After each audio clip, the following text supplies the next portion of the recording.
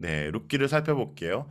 룻기는 구약 성경 본문 중에 가장 문학적으로 뛰어난 구성을 갖고 있다. 여기서 문학적으로 뛰어나다는 것이 어떤 하나의 스토리이죠.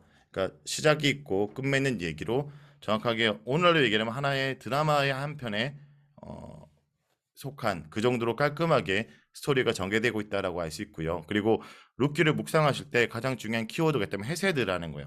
이 헤세드가 무엇인지에 대한 원적 뜻은 인애, 사랑, 자비, 긍휼인데 이게 하나님의 기본적인 속성이고 이것이 하나님뿐만 아니라 하나님의 사람들을 통해서 나타나고 있다라는 거고요.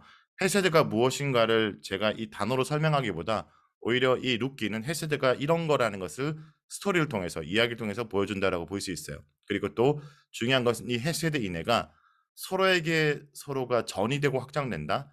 라움에게 룻이 보이는 헤세드가 있고 룻이 라움에게 보이는 헤세드가 있고 룻과 나움에게 보이는 보아스의 헤세드가 있어서 서로가 서로에게 자비와 인애를 베푸는 모습이 서로가 확장되고 전이 될 때 하나님이 그들에게 인애를 베푼다라는 것이 룻기의 전체적 어떤 메시지라고 볼 수 있어요.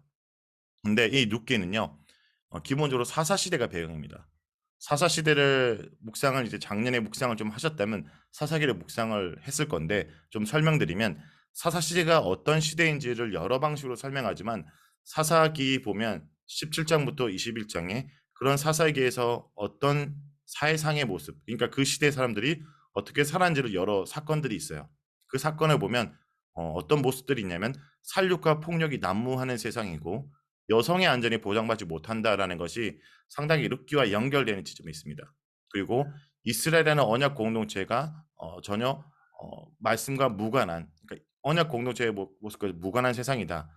사사기 17장부터 21장 보면 이런 내용들이 나와요. 미가가 신상을 만들고 우상을 만들죠. 또 거기에 나온 단지파는 평화롭게 사는 라이스 땅에 사는 사람들을 죽이기도 하고 그리고 또 걔네 물건을 힘으로 뺏기도 하고 또 레이첩이 유린당하는 그러니까 이스라엘 여인이 이스라엘 땅에서 안전히 보장받지 못하고 또 아내의 시신을 남편이 훼손해서 자기의 억울함을 호소하는 장면도 나오고 그리고 자기 민족 베냐민을 학살하고 또 베냐민을 학살해서 이 베냐민 지파가 얼마 남지 않자 이들의 민족을 보존하기 위해서 여성들을 그들에게 붙여줄 때 전쟁과 납치를 통해서 여성의 인권을 유린하고 여성들을 마치 물건처럼 취급하는 내용들이 사사기 바로 마지막 내용들이에요. 그런데 그 사사기 내용이 끝나자 여인들의 얘기로 이어지는 것이 룻기다. 그래서 이런 연결 지점 그런 사사 시대지만 전혀 다른 스토리가 전개되고 있다는 것을 말하고 있다는 것을 아시고 묵상해야 좀 더 기본적인 이해가 될 것 같습니다. 그리고 이 사사 시대는 레이 첩 사건을 기억해야 되는데 사사기 19장에 레앱에게 첩이 있는데 이 첩이 있다는 것도 말이 안 돼요. 그런데 이 첩이 레이와 어떤 다툼에 의해서 자신의 친정인 베들렘으로 내려갑니다. 이 베들렘에 내려갔다가 돌아오는 길에 베냐민 지파에 속한 기브아의 이 여인이 유린당하고 쉽게 얘기하면 이스라엘 남자들에 의해서 이스라엘 여인이 겁탈당하고 유린당하고 죽임을 당하는 사건이 있습니다. 자, 그런데 이런 사사시대에 이스라엘 여인이 이스라엘 땅에서 안전히 보장받지 못하는데 이방 여인이 베들레헴이라는 지역에서 돌봄받고 삶이 회복되는 이야기가 룻기예요. 그래서 사사시대의 이야기와 전혀 다른 어떤 스토리가 룻기에서 전개되는데 같은 시대라는 거죠. 자, 이 룻기를 이해하기 위해서 우리가 좀 이해할 부분이 있는데 이게 율법입니다. 계대 결혼, 룻기를 이해하기 위해서 몇 가지로 설명드릴게요. 계대 결혼하는 게 이제 뭐냐면 형이 아이 없이 죽으면 동생이 형수와 결혼해서 형의 이름을 이어갈 아이를 낳아주는 제도예요. 그래서 그 여성은 사실은 땅을 분배받지 못하기 때문에 남자아이를 낳도록 해서 그 남자아이의 몫으로 기업, 땅, 먹고 살 수 있는 기반을 마련해 주는 거. 이게 가보보호법이고요. 그다음에 기업을 부르는 제도. 어떤 사람이 가난하게 돼서 원래 이 땅을 팔면 안 되는데 어쩔 수 없이 땅을 팔게 될 경우 이 땅을 주변의 사람들이 사주거나 아니면 누군가 팔았다면 그 판 것을 다시 돌려주는 방식으로 취하는 겁니다. 그래서 가난한 현재를 배려하고 그 기업을 함부로 타인에게 팔지 못해서 그 사람이 기본적으로 먹고 살 수 있는 기반을 지켜주기 위해서 이 땅을 사주고 땅을 돌려주는 제도예요. 그리고 이삭축기인데 룻기에서는 이 이삭축기가 좀 중요한 역할을 합니다. 그러니까 가난한 자들이 땅이 없으니까 고아나 아니면 가부나 뭐 이방인들 외국인 같은 경우 이 추수를 하고 남은 일정 이삭들을 주어서 먹도록 하고 배려하는 거죠. 그런데 이 배려에 있어서 그 땅의 주인이 배려하지 않으면 이런 일들도 할 수 없게 됩니다. 자, 그런데 이 이삭을 줍는 행동을 이 본문 속에 나타나고 있어요. 그런데 중요한 게 뭐냐면 이 모든 법들이 하나님이 주신 법 중에 뭐와 관련됐냐? 바로 어려운 처지에 있는 사람들을 돕기 위한 법인데 사실 성경 전체에서 이 세 개의 율법이 다 지켜진 사례가 잘 없어요. 그런데 룻기가 이 세 가지 언약이 다 지켜진 사건으로 언급되고 있죠. 그래서 룻기가 아름답다고 얘기할 때 어떤 남자와 여자가 만나서 가정을 이루고 아이를 낳아서 아름답기보다는 오히려 우리의 관점 보면 하나님 말씀이 온전히 지켜진 사건. 하나님 백성대로 사사시대에 모두가 살지 않았지만 하나님 백성대로 살았던 자들이 있었던 사건이 언급되는 게 룻기다. 그러면 룻기를 우리 이해하기 위해서 룻기에 나오는 세 명의 인물. 제가 이 하슬표가 뭐냐면 나오미가 룻의 삶을 배려해주고 룻이 나오미의 삶을 책임지려고 하고 그 다음에 서로가 서로에게 베푸는 인애, 헤세드를 보고 보아스가 이들에게 인애를 베푸는 내용. 그리고 이들의 모습을 보고 하나님이 이들에게 인애를 베푸는 내용. 그래서 인애, 헤세드가 무엇인지는 우리가 묵상을 나누면서 좀 더 그것에 대한 의미를 더 확장시켜 나가보려고 합니다. 룻기를 기본적으로 장별로 요약을 한번 해드릴게요. 자, 베들레헴에 살던 이 나오미와 그의 남편 엘리멜렉이 모압으로 떠나게 됩니다. 모압으로 떠났던 이유는 베들레헴의 기근, 그러니까 물이 가뭄이 들어서 농사를 제대로 짓지 못하고 이 기근이 길어지자 먹고 살기 위해서 나름대로 모압으로 떠났죠. 그 모압으로 가서 말론과 기럨 두 아들이 있는데 그곳을 떠나서 엘리멜렉이 먼저 죽게 됩니다. 그리고 두 아들이 남는데 이 두 아들이 모압 여인들과 결혼하죠. 근데 말론과 기럨도 이제 쉽게 얘기하면 이들의 이름 자체가 나약함, 연약함 이런 뜻이에요. 이들도 오래 살지 못하고 죽게 됩니다. 결국 이방 며느리 두 명만 남게 되죠.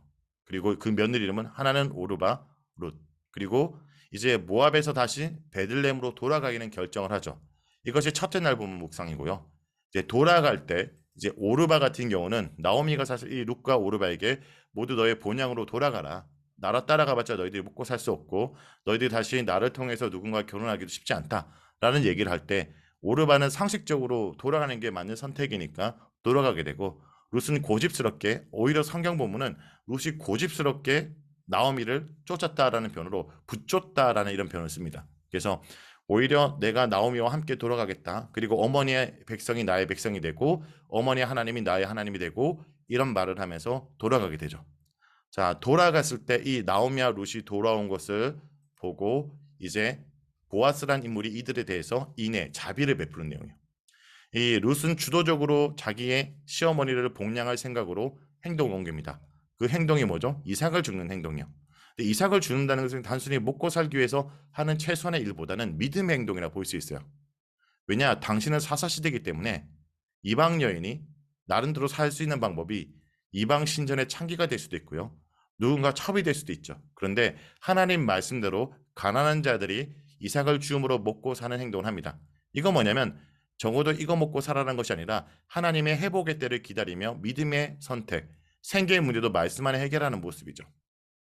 자, 근데 이 룻은 우연히 친족 보아스의 밭에 가게 되고 이삭을 죽기 위해서 우연히 또 그날 보아스가 룻을 보게 되고 그래서 이들에게 이 룻과 나오미의 소식을 이변이 들은 사람들에게 이들의 아름다운 모습에 뭡니까 서로가 서로에게 인애를 베푸는 모습에 오히려 보아스도 호의를 베푸는 모습이 나옵니다.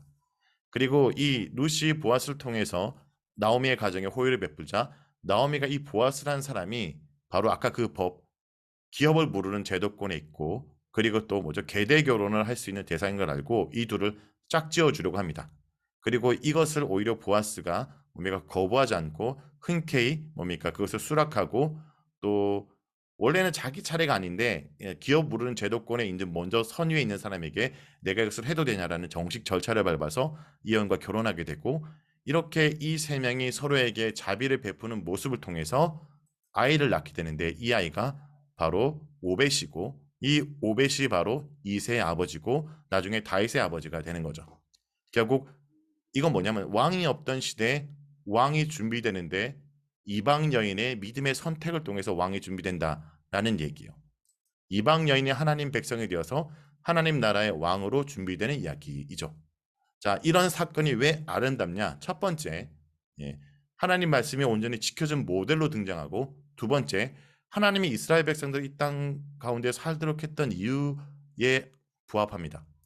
자, 하나님이 이스라엘 백성을 가나안 땅에 살도록 합니다. 가나안 땅에 사는 그들이 하나님 말씀대로 되면 살면 어떻게 된다고 얘기합니까?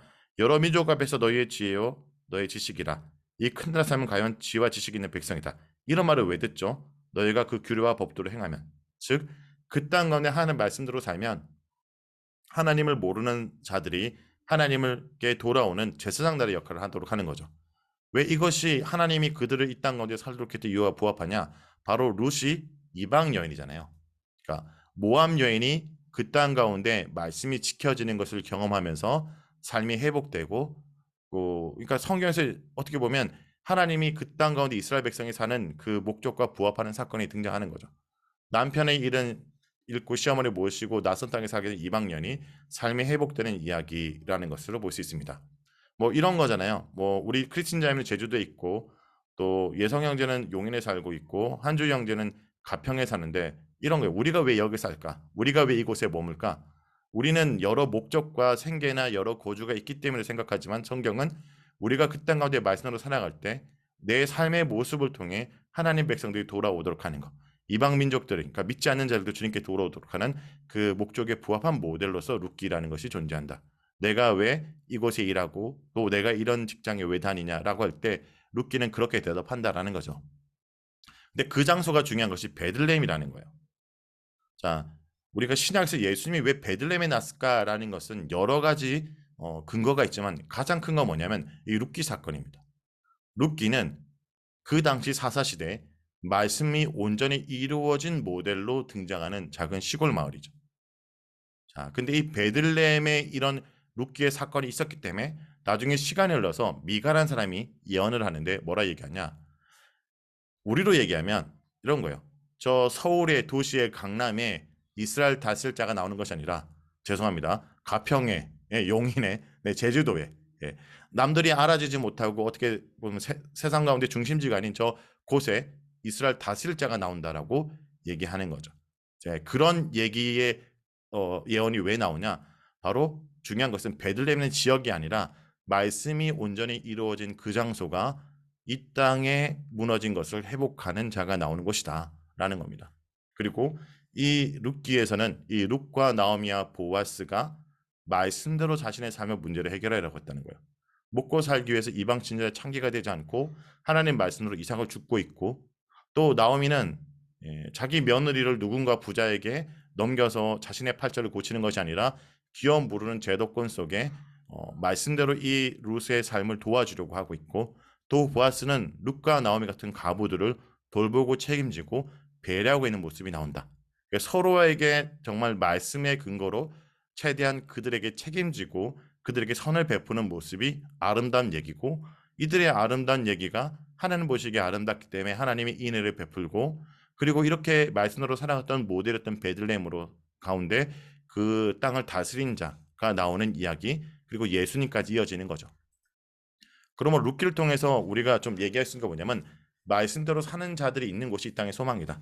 내가 어디에 살든 어느 곳에 머물던 어떤 직장에서 일하든 상관없이 그곳 가운데 내가 말씀으로 살면 그곳이 이 땅을 회복하는 이 땅의 소망의 장소가 된다라고 말하는 것이 룻기인 거죠. 그래서 오늘날 많은 우리 어떻게 보면 내 삶이 변두리 같고 또 내 삶이 의미를 찾지 못하는 자들에게 이 룻기는 이렇게 얘기한다라는 겁니다.